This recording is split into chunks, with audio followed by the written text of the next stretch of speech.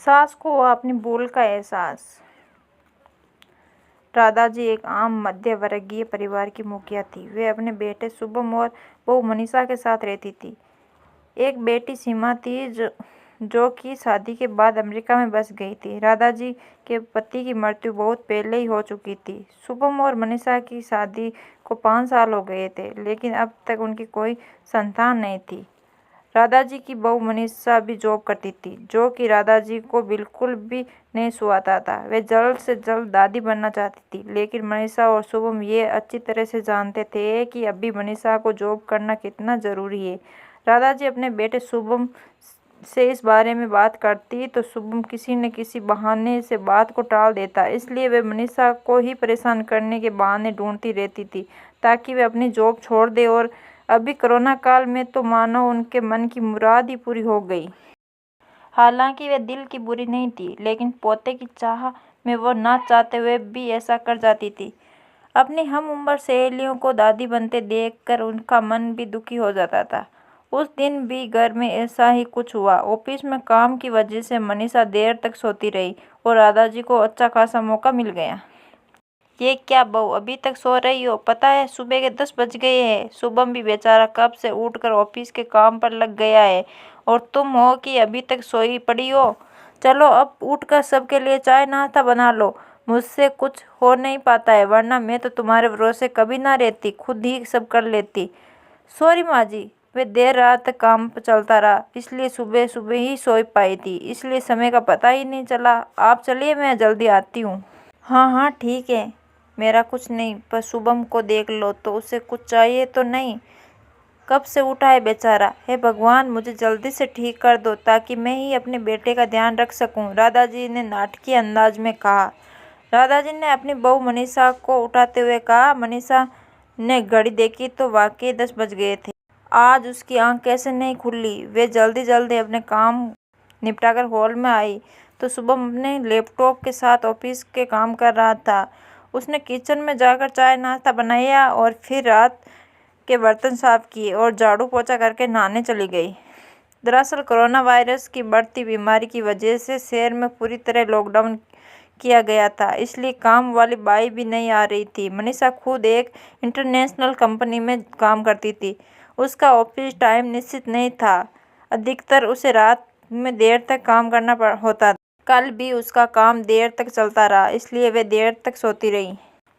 मनीषा नहाकर आई तो देखा कि उसकी सास अपने कमरे में अपनी सहेली से फोन पर बातें कर रही थी। बातचीत में अपना नाम सुनकर मनीषा सास की बातें सुनने लगी।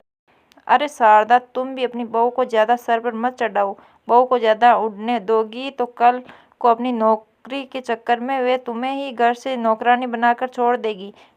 मैं तो भाई शुरू से ही मनीषा के नौकरी करने के खिलाफ थी। अब करे नौकरी शौक से, पर साथ साथ घर के काम भी करे।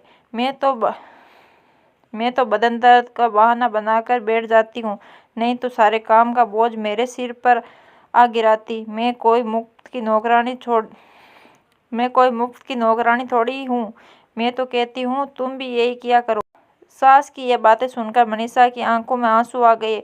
वे जिस सास को बीमार समझकर उनकी दिन रात सेवा करती है, उन्हें एक गिलास तक उठाने नहीं देती है, सारा दिन घर का काम, रात को ऑफिस का काम करके थकान से चूर होकर भी ऊप तक नहीं करती है, उसका ये फल मिला।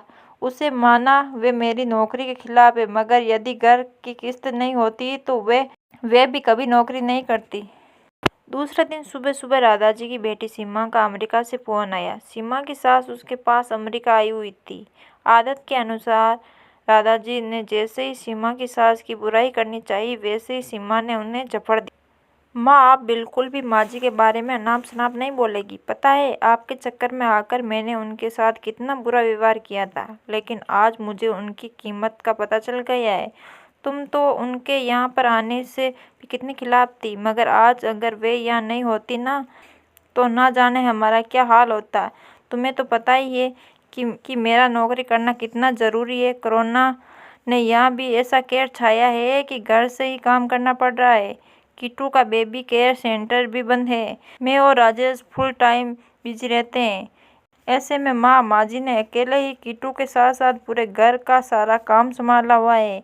मुझे कुछ भी नहीं करने देती है। अगर वे नहीं होती तो माँ हमारा क्या होता, ये सोचकर ही रोंगटे खड़े हो जाते हैं। सच में माँ, वे कहीं साधारण महिला नहीं है, बल्कि मेरे लिए तो देवी के समान है। इतने अपमान करने के बावजूद और सीमा रोने लगी। उसने फोन कट कर दिया।